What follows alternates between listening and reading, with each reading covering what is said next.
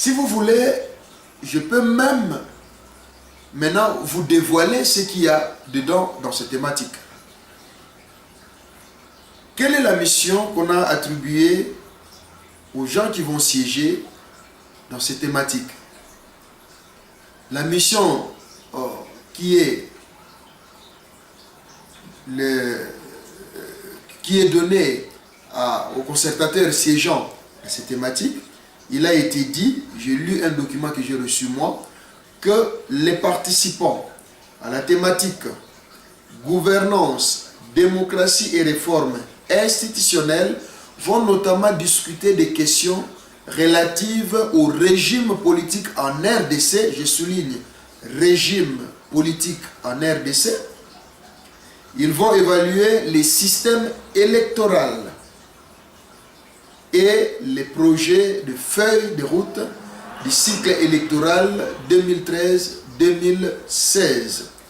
Il sera également question de réformes des services publics, notamment ceux de la justice, de la défense et de la sécurité. Fin de citation. Je vous renvoie sur le site, je me permets de le citer, de Radio Okapi. Vous verrez cette publication ou cette présentation que je viens de vous faire.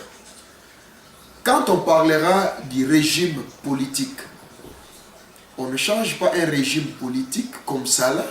Le régime politique trouve son soubassement, trouve son appui dans la Constitution. Et quand on vous parlera aujourd'hui qu'il faut changer le régime politique, c'est quoi?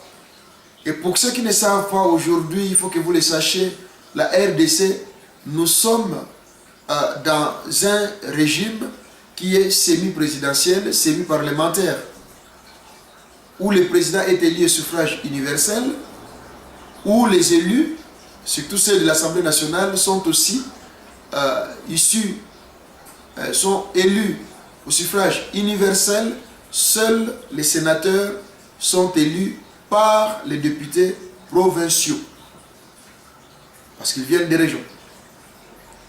Quand on parlera d'étudier le régime, quel régime souhaiteriez-vous nous proposer? Est-ce qu'il n'y aura pas une intention derrière de vouloir changer de régime, qu'on passe au régime, par exemple, parlementaire, ou bien qu'on passe au régime présidentiel? Il y a les enjeux qui sont là, les juristes savent où est-ce que je veux y arriver. Mais je ne vais pas aller pour l'instant jusqu'au bout. Ce ne sont que des analyses pour mettre en garde les concertateurs, qu'ils comprennent qu'il y a quelque chose. Il y a l'anguille sous roche dans les thématiques qui leur sont proposées.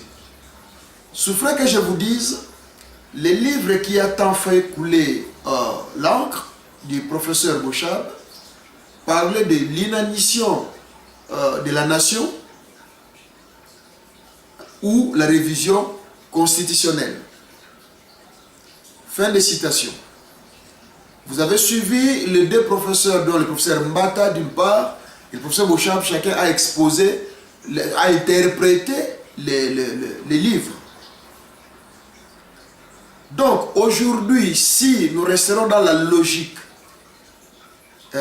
de ceux qui soutiennent les livres du professeur Bochab, c'est-à-dire qu'il faut encore un mandat de plus ou deux de plus au pouvoir actuel, à ce moment-là, on est d'accord que c'est premièrement la violation de la Constitution. Si nous allons nous basculons vers le régime présidentiel, le risque est d'installer une nouvelle dictature au pays.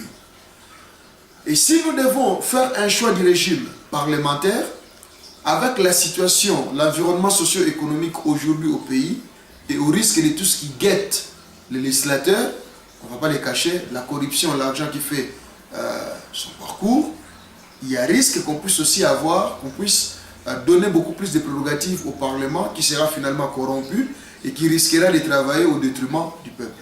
Donc, de part et d'autre, moi je pense que nous devons clarifier qu'est-ce que nous voulons exactement. Je ne manquerai pas, moi, des positions, bien sûr, en disant que, quant à moi, on peut rester dans un régime qui est semi-présidentiel et parlementaire, mais que les attributs du pouvoir ou les prérogatives ou l'exercice du pouvoir soient réellement appliqués tels que la théorie ou les théories du fonctionnement de ces régimes nous exigent, nous recommandent. Au système où nous sommes aujourd'hui, nous avons entendu parler, nous avons vu, pour ne pas être méchants avec nos législateurs d'aujourd'hui, autrement dit nos députés, nous voyons comment ils sont en train de renforcer les contrôles au niveau gouvernemental. Mais moi, ce qui me taquine un peu, c'est que je me dis, la présidence étant institution, jamais j'ai entendu un certain contrôle ou un certain exercice du pouvoir législatif au sein de la présidence comme institution. Et c'est là je suis en train d'expliquer que des fois c'est comme si nous sommes dans un régime parlementaire ou semi-parlementaire ou semi-présidentiel, mais avec prédominance, si vous voulez, présidentielle. C'est dans ce sens-là. Donc je ne voudrais pas entrer en détail, mais je voudrais tout simplement tirer votre attention, ceux qui sont au palais du peuple et ceux qui suivent cette situation de près, attention à certaines thématiques, restez vigilants. Restez très très vigilants, parce que beaucoup de gens se sont donnés à l'économie, secteur productif, DDR, là où on sait qu'il peut y avoir une continuité, il peut y avoir une suite. Mais ce qui engage l'avenir du pays, attention, attention, attention chers amis, voici deux grandes thématiques. La gouvernance, démocratie, réforme institutionnelle. Il faut avoir l'œil ouvert et suivre attentivement ce qui s'y passe. Avant que je ne passe aux deuxième thématique, ou à la deuxième thématique, j'allais dire deuxième groupe thématique, à la deuxième thématique, beaucoup de gens aussi se sont posé la question, et c'est là j'ai eu beaucoup de mails qui disaient, mais c'est quoi la corrélation entre, d'une part, ce qui se passe à Kampala et ce qui se passe au palais du peuple? J'avais expliqué en un mot que Kampala, c'était pour une solution immédiate, c'est-à-dire arrêter avec les M23, finir avec les M23, quelle que soit la forme. Et palais du peuple, si vous voulez, Kinshasa, c'est pour créer un cadre durable et que cette situation ne puisse plus se reproduire. Voilà la seule différence. Kinshasa travaille pour des solutions à long terme et Kampala travaille pour une solution à court terme, immédiate. Voilà la différence.